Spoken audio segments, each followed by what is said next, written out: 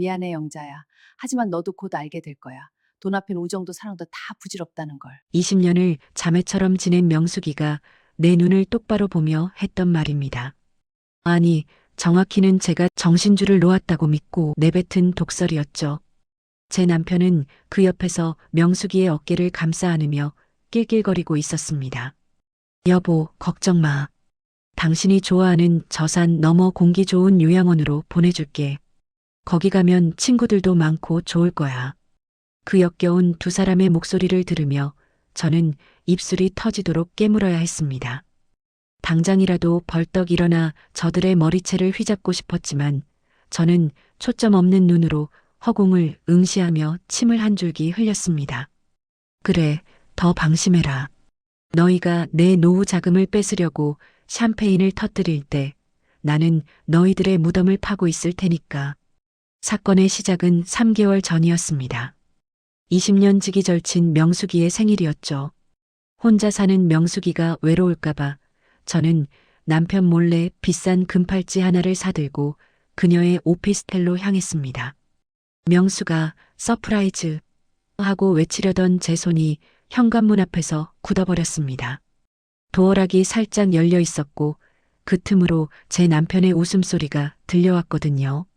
자기야, 영자 그 옆편네 상가 건물 담보대출금 언제 나와? 그거만 나오면 우리 바로 호주로 뜨는 거다. 아이, 조금만 기다려봐. 요즘 영자가 자꾸 깜빡깜빡한다니까. 내가 약에다가 수면제 좀 섞어서 먹이고 있으니까 조만간 인감도장 손에 넣을 수 있어. 심장이 덜컥 내려앉다 못해 바닥으로 처박히는 기분이었습니다. 30년을 조강지처로 살며 시장 바닥에서 발에 불이 나게 뛰어 일궈낸 제 상가 건물이었습니다.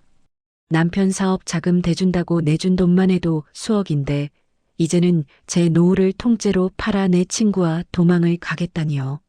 저는 그날 복도에 주저앉아 울지 않고 조용히 계단을 내려와 근처 약국으로 향했습니다. 그리고 그날 밤부터 제 인생 최고의 연기가 시작되었습니다. 남편이 타준 수면제 섞인 물을 마시는 척하며 화분에 쏟아버리고 다음날 아침이면 멍한 표정으로 밥 대신 모래를 씻어밥솥에 앉혔습니다. 여보, 밥 다 됐어. 어서 먹어. 남편의 얼굴이 사백안이 되어 저를 바라보더군요. 영자야, 너 왜 이래? 이게 뭐야? 응? 조상님이 그러시는데 모래를 먹어야 복이 들어온대. 명숙이도 불러서 같이 먹자. 그날 이후 명숙이가 저희 집을 제 집 안방처럼 드나들기 시작했습니다. 제가 바보가 된 줄 알고 제 앞에서 대놓고 애정 행각을 벌이더군요. 오빠, 영자 언니 진짜 맛이 갔나 봐. 이럴 때 빨리 서류 찍자. 명숙이는 제 손등을 꼬집으며 반응을 살피기도 했습니다. 아팠지만 저는 그저 희죽희죽 웃으며 명수가 너 참 예쁘다. 우리 남편이랑 닮았어. 하고 헛소리를 내뱉었습니다. 그럴수록 두 사람의 탐욕은 눈이 멀어갔습니다. 저는 놈들이 가장 좋아할 만한 미끼를 던졌습니다. 여보, 조상님이 꿈에 나타나서 그러는데 저기 경기도 평택 옆에 금싸라기 땅이 있대. 거긴 곧 신도시가 들어온다는데 우리 그거 사면 안 돼? 남편과 명숙이의 눈이 번뜩였습니다. 그들은 제가 치매 때문에 헛것을 본다고 생각하면서도 제가 숨겨둔 비자금 위치를 알아내려 혈안이 되었습니다. 저는 미리 준비해둔 가짜 땅 문서를 서랍 깊숙한 곳에 흘렸습니다. 그리고 그 땅은 제가 김 변호사를 통해 미리 작업해둔 평생 개발이 불가능한 절대 보존 지역 맹지였습니다. 오빠, 이거야. 영자 언니가 숨겨둔 땅 문서 찾았어. 여기 대출받아서 투자하면 우리 인생 역전이야. 명숙이의 격앙된 목소리가 거실에 울려 퍼졌습니다. 저는 안방 문틈으로 그 광경을 지켜보며 차갑게 웃었습니다. 그래, 마음껏 기뻐해라. 너희가 그 땅에 전 재산을 쏟아붓는 순간 너희의 인생은 영원히 개발 제한 구역에 갇히게 될 테니까. 사람들은 흔히 말합니다. 나이 먹어 가장 큰 복은 건강이고 그 다음은 곁을 지켜주는 배우자와 마음 통하는 친구라고요. 저 역시 그렇게 믿었습니다. 30년을 함께하며 거친 풍파 다 막아준 남편 박철수, 그리고 시장 바닥에서 떡볶이 장사를 시작할 때부터 언니 동생하며 지낸 20년 지기 명숙이. 이 둘만 있으면 제 노후는 남부러울 것 없는 비단길일 줄 알았습니다. 하지만 그 비단길 아래가 썩은 늪지대였다는 걸 알게 된 건 정말이지 한순간이었습니다. 남편이 퇴근하고 돌아왔을 때 저는 거실 바닥에 앉아 인형의 눈을 하나씩 가위로 도려내고 있었습니다. 여보 왔어? 이 인형들이 자꾸 나를 쳐다봐서 눈을 다 빼줬어. 히. 남편의 눈동자가 흔들렸습니다. 당황한 기색이 역력했지만 이내 그의 입가엔 비열한 미소가 스쳤습니다. 아, 이 여편네가 드디어 미쳤구나. 일이 더 쉬워지겠어. 라고 생각하는 게 눈에 선했습니다. 명숙이는 다음 날부터 저희 집을 자기 집처럼 드나들었습니다. 제 상태를 확인하러 온 것이었죠. 저는 명숙이 앞에서 밥알을 손으로 뭉쳐 벽에 붙이며 노래를 불렀습니다. 명숙이는 제 어깨를 다독이며 언니, 걱정 마. 내가 언니 곁 지켜줄게. 라고 말하며 남편과 눈짓을 주고받았습니다. 그 가증스러운 손길이 닿을 때마다 소름이 돋아 비명을 지르고 싶었지만 저는 그저 명숙이의 손을 잡고 명숙아, 넌 참 착해. 너랑 우리 남편이랑 결혼하면 참 좋겠다. 라고 헛소리를 던졌습니다. 놈들은 제가 완전히 맛이 갔다고 확신한 모양입니다. 제 앞에서 대놓고 재산 목록을 뒤지기 시작했으니까요. 남편은 제가 숨겨둔 인감도장을 찾기 위해 집안을 뒤집어 엎었고 명숙이는 제 금고 비밀번호를 알아내려 유도 질문을 던졌습니다. 저는 그들에게 아주 달콤한 미끼를 던졌습니다. 꿈에 조상님이 나타났어. 저기 평택 끄트머리에 땅을 사면 자손만 돼 부자가 된대. 내 통장에 있는 5억, 그거 다 거기다 넣어야 해. 안 그러면 조상님이 노하셔.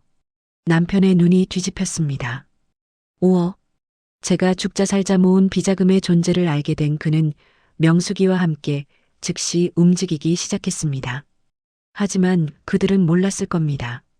제가 말한 그 땅은 김 변호사를 통해 미리 작업해둔 평생 개발은커녕 발도 못 붙일 늪지대 맹지였다는 것을요. 30년의 헌신을 배신으로 갚은 대가는 이제부터 시작될 참혹한 파산뿐이라는 걸 놈들은 꿈에도 몰랐을 겁니다. 말순아, 아니. 영자 언니, 방금 평택이라고 했어? 그 땅 정확히 어디야? 명숙이의 목소리는 이미 탐욕으로 뒤섞여 파르르 떨리고 있었습니다.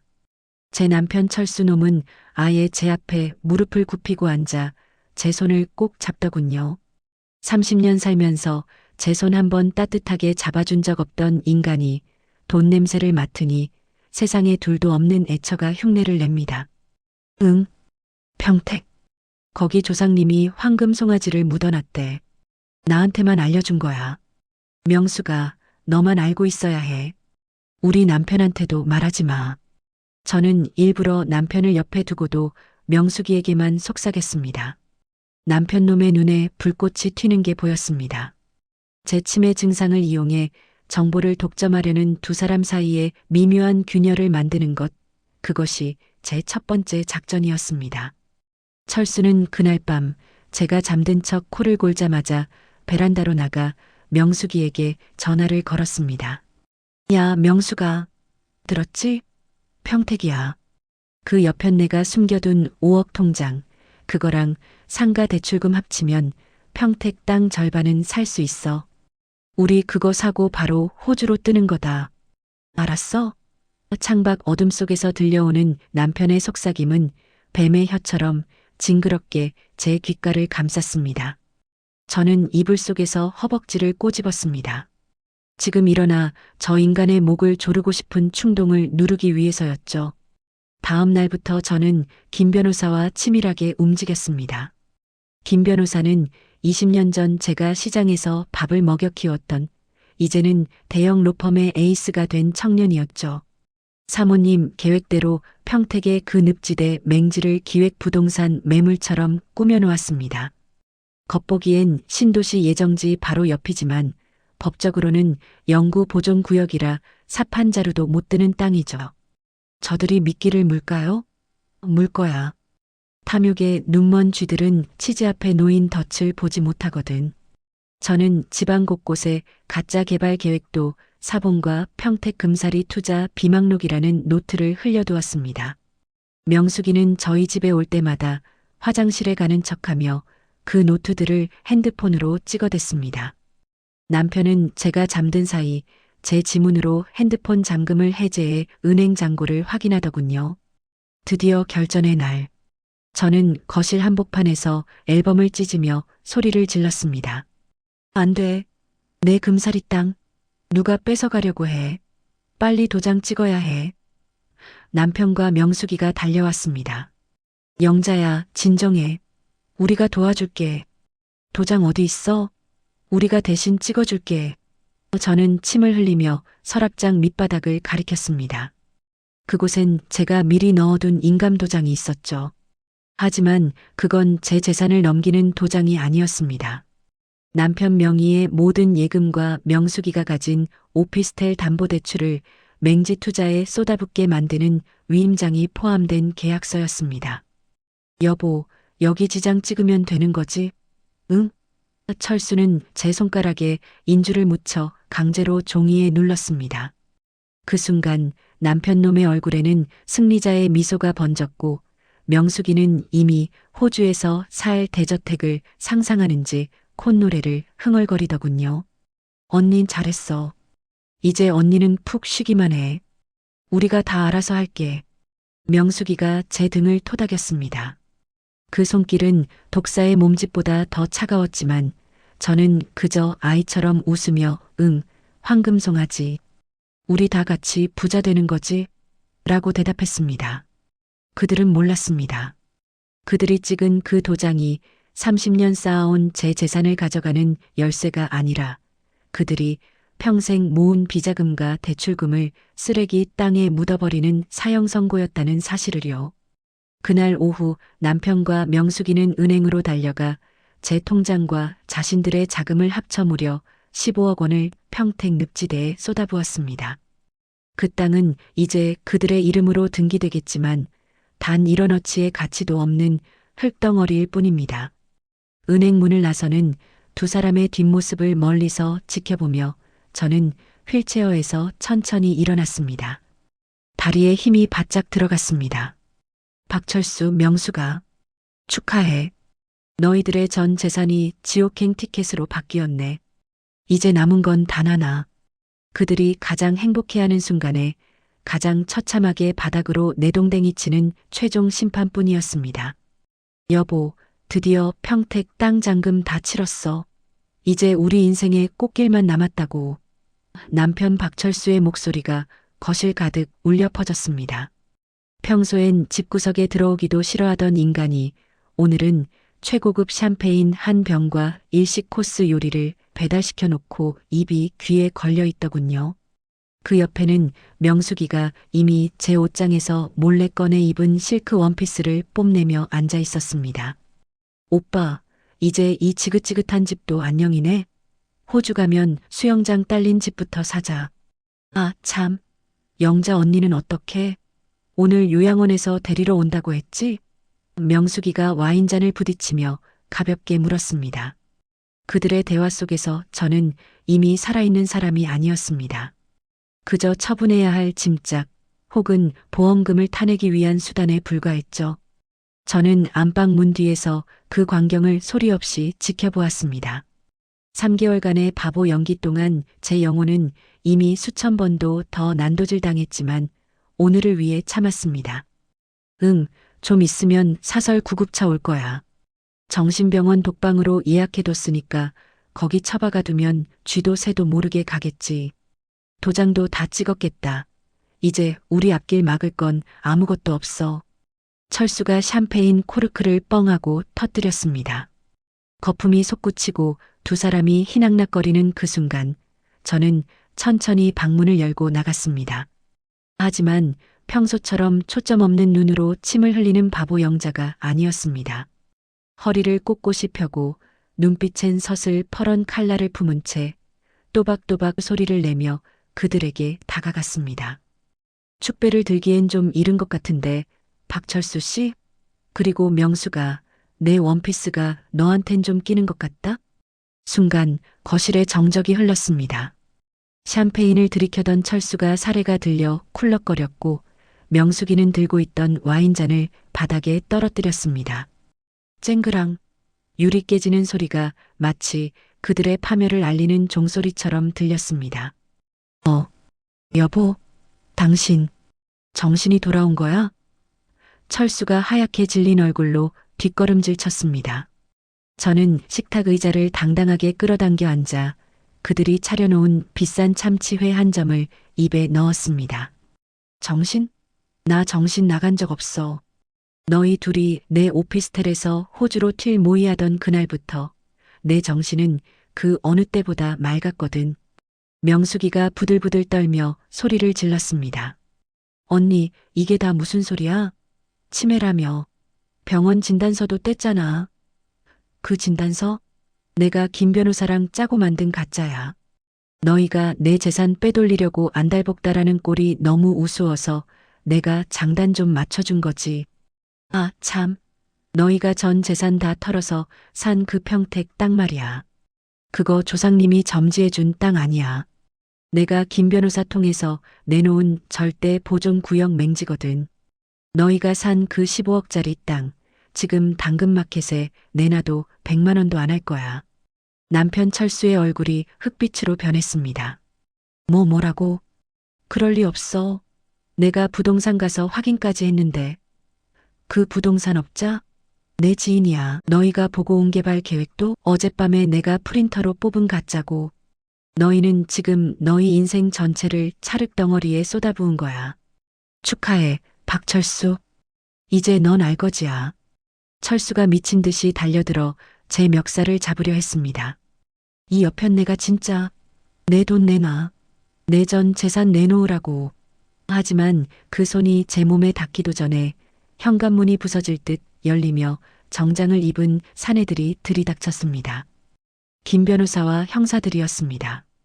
박철수 씨, 최명숙 씨, 사문서 위조 및 재산 강취 미수, 그리고 배우자, 유기공모 혐의로 긴급 체포합니다. 수갑이 채워지는 순간에도 명숙이는 비굴하게 제 발치에 매달렸습니다. 언니, 아니 사모님, 제가 잘못했어요. 저 인간이 다 시킨 거예요. 저는 그냥 언니가 불쌍해서 옆에 있었던 것뿐이라고요. 저는 명숙이의 손을 구두굽으로 가볍게 밟아 밀어냈습니다. 명수가 20년 우정의 대가가 수면제 섞인 물이었니? 너희가 나한테 줬던 지옥, 이제 너희가 들어가서 맛봐. 감옥 안은 평택 땅보다 훨씬 아늑할 거야. 경찰차 사이렌 소리가 멀어지는 것을 보며 저는 베란다 창문을 활짝 열었습니다. 3개월 동안 집안을 가득 채웠던 배신의 악취가 씻겨 내려가는 기분이었습니다. 김 변호사가 다가와 서류 한 뭉치를 건넸습니다. 사모님, 남편 명의로 넘어갔던 상가와 예금 모두 원상복구 신청 완료했습니다. 그리고 저들이 투자한 15억은 법적으로 회수 불가능한 본인 과실 투자로 묶어버렸습니다. 사실상 사회적 사형 선고입니다. 저는 거울 앞에 섰습니다. 흰머리가 몇 가닥 늘었지만 눈빛만은 30년 전 처음 식당을 차릴 때처럼 형형하게 살아있었습니다. 고마워, 김 변호사. 이제 진짜 김영자로 살 준비가 된 것 같네. 며칠 뒤 저는 박철수와 명숙이가 갇힌 구치소 면회실을 찾았습니다. 초췌해진 얼굴로 저를 보자마자 살려달라고 비는 그들에게 저는 마지막 선물을 건넸습니다. 이혼 서류와 재산 포기 각서였습니다. 이거 사인해. 그러면 살인 미수 혐의는 빼달라고 탄원서 한 장 써줄게. 대신 평생 감옥 밖으로 나와도 너희 손에 쥐어질 건 단돈 10원도 없을 거야. 벌벌 떠는 손으로 서명하는 박철수를 보며 저는 마지막 인사를 건넸습니다. 여보, 아니 박철수 씨. 당신이 그랬지?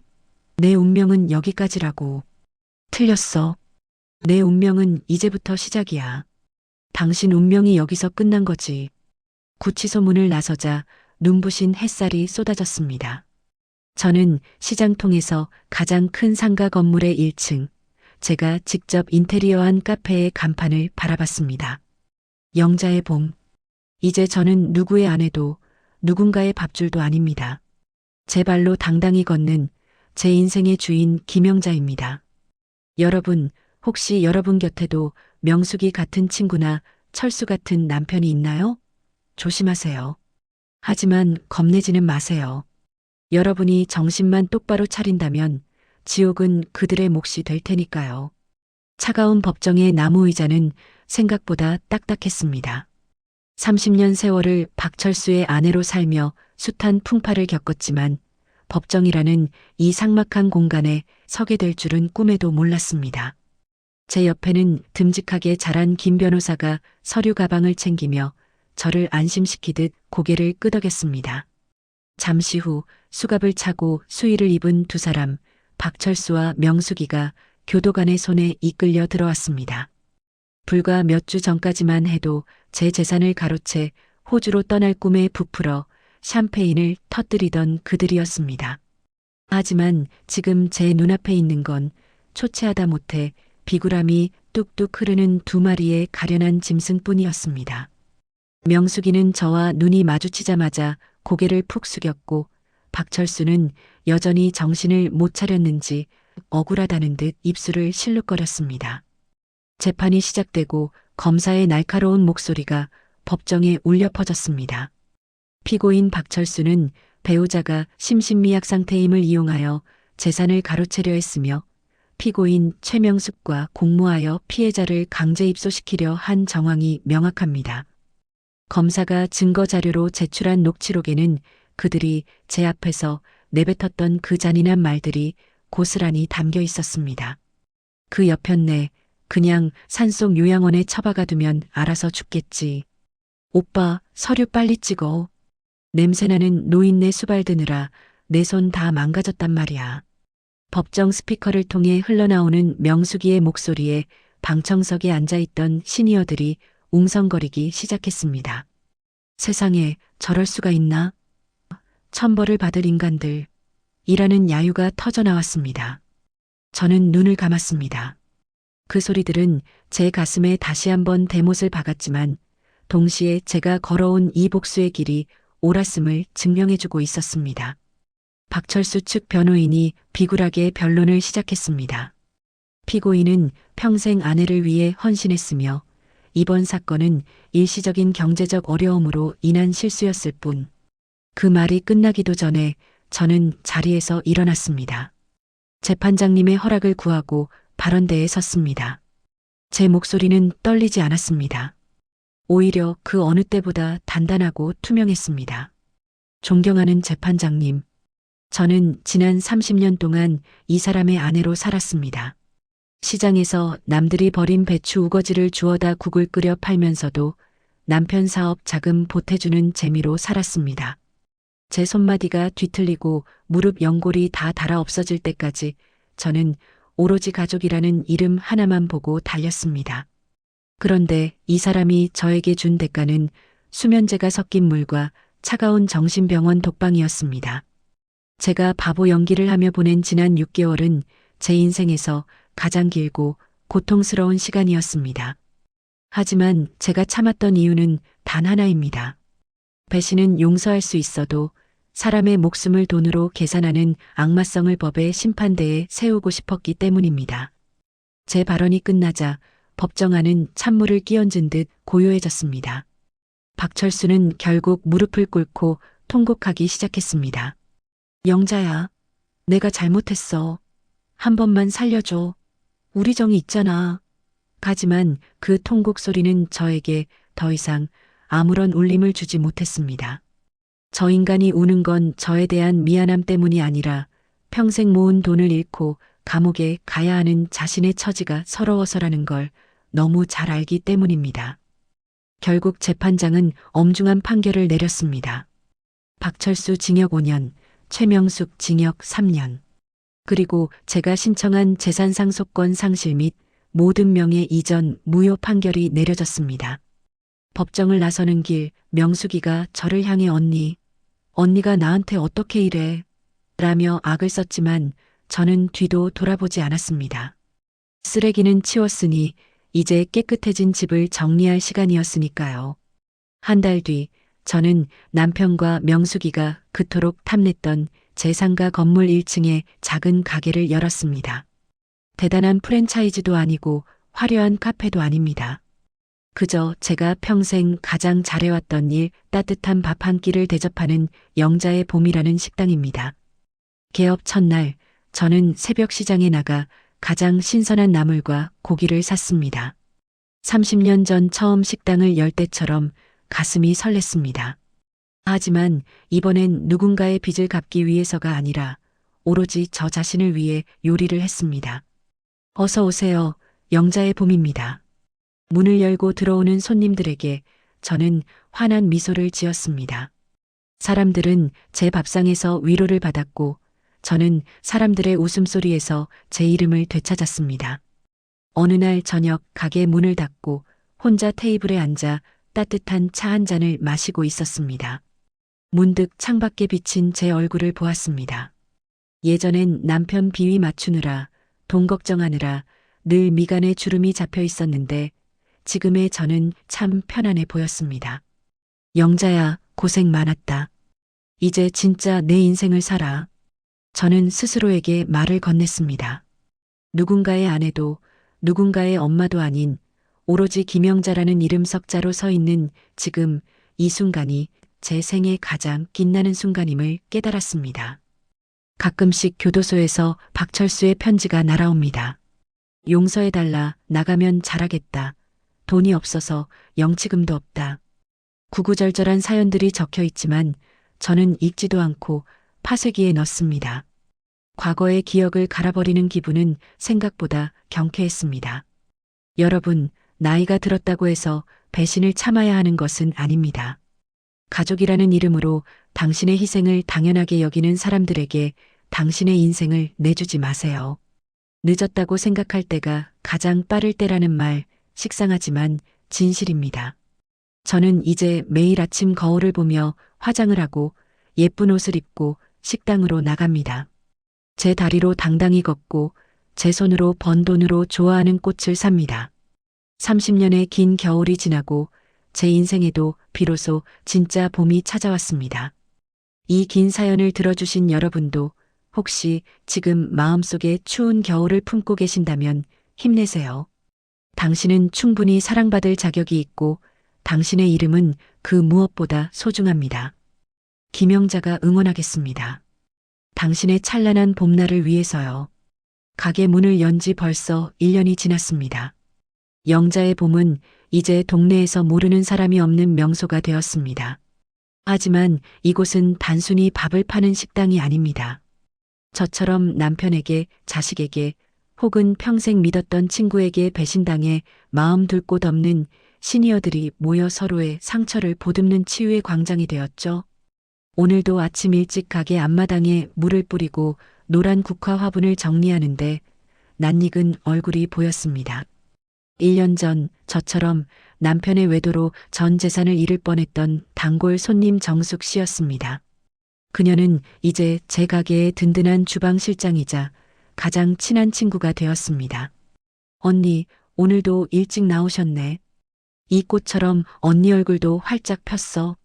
정숙 씨의 말에 저는 거울 속에 비친 제 모습을 가만히 들여다보았습니다.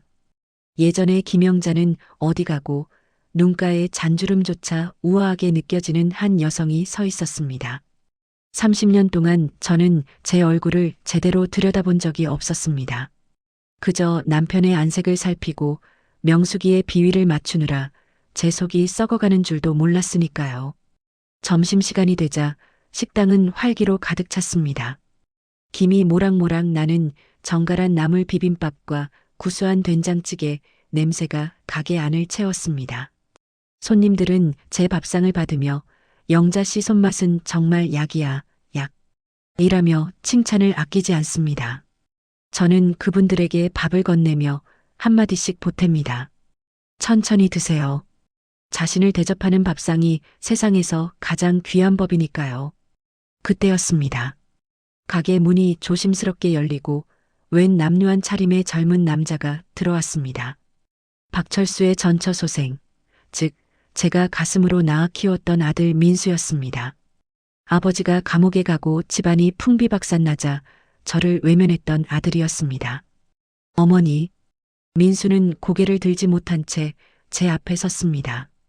저는 잠시 국자를 멈추고 그를 바라보았습니다. 예전 같으면 가슴이 무너져 내려 당장이라도 손을 붙잡고 울었겠지만 지금의 저는 담담했습니다. 무슨 일로 왔니? 밥 먹으러 왔으면 앉고 돈 빌리러 왔으면 나가거라. 제 차가운 말투에 민수는 결국 눈물을 터뜨렸습니다. 죄송해요, 어머니. 아버지 말이 다 맞는 줄 알았어요. 어머니가 정말 치매인 줄 알고 제가 너무 못났어요. 저는 민수 앞에 따뜻한 밥 한 그릇을 차려주었습니다. 먹어라. 일단 먹고 나서 생각하자. 하지만 민수야, 나는 더 이상 너희 아버지의 아내가 아니란다. 너의 어머니로 남을지 말지는 앞으로 내가 어떻게 사느냐에 달렸어. 나는 이제 내 인생을 누구에게도 저당 잡히지 않을 거거든. 민수는 꾸역꾸역 밥을 삼키며 오열했습니다. 그 모습을 보며 저는 깨달았습니다. 진정한 복수는 상대를 파멸시키는 것에서 끝나지 않습니다. 내가 너무나 당당하고 단단해져서 나를 배신했던 사람들이 감히 범접할 수 없는 존재가 되는 것, 그것이 진정한 승리라는 것을요. 오후에는 특별한 손님들이 찾아왔습니다. 바로 제가 후원하고 있는 시니어 자립지원센터의 할머니들이었습니다. 저는 매달 식당 수익의 일부를 떼어 홀로 된 어르신들의 재취업과 법률 상담을 돕고 있습니다. 명숙이 같은 악마에게 당하는 사람이 더 이상 없기를 바라는 마음에서 시작한 일이었죠. 영자 씨 덕분에 내가 이번에 경비 교육 이수했어.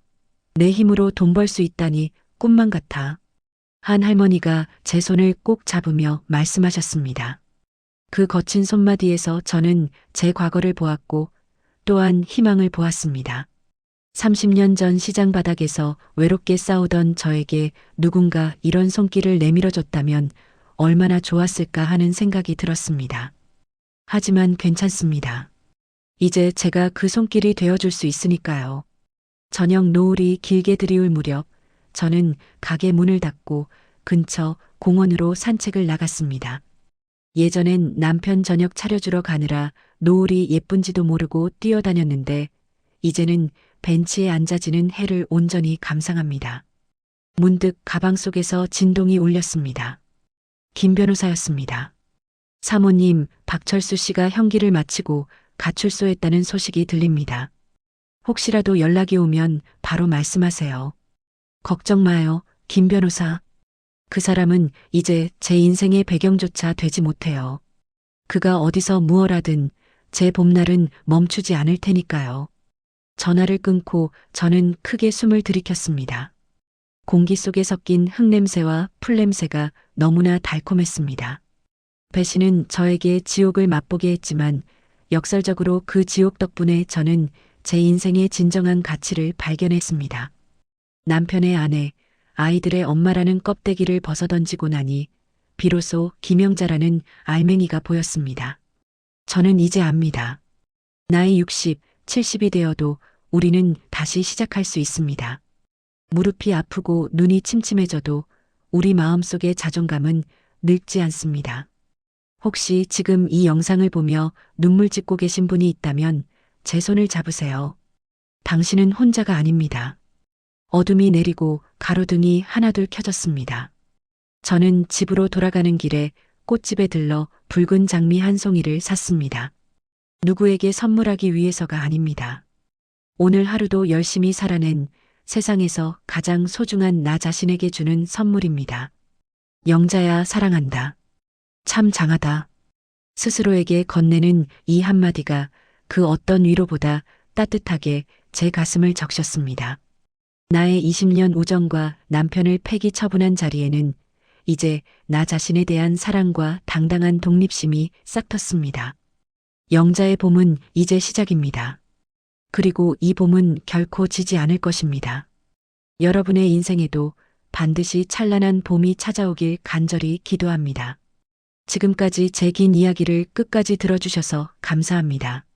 제 이야기가 여러분에게 작은 용기가 되었다면 그것만으로도 저는 충분히 행복합니다. 김영자가 늘 곁에서 응원하겠습니다. 만약 여러분이 영자 씨라면 20년 지기 친구의 배신을 알게 된 순간 어떻게 하셨을 것 같나요? 혹은 살면서 겪었던 가장 시원한 인생 사이다 경험이 있다면 댓글로 나눠주세요. 상처 입은 서로의 마음을 위로하고 응원하는 공간이 되었으면 합니다. 구독과 좋아요도 꼭 눌러주세요. 감사합니다.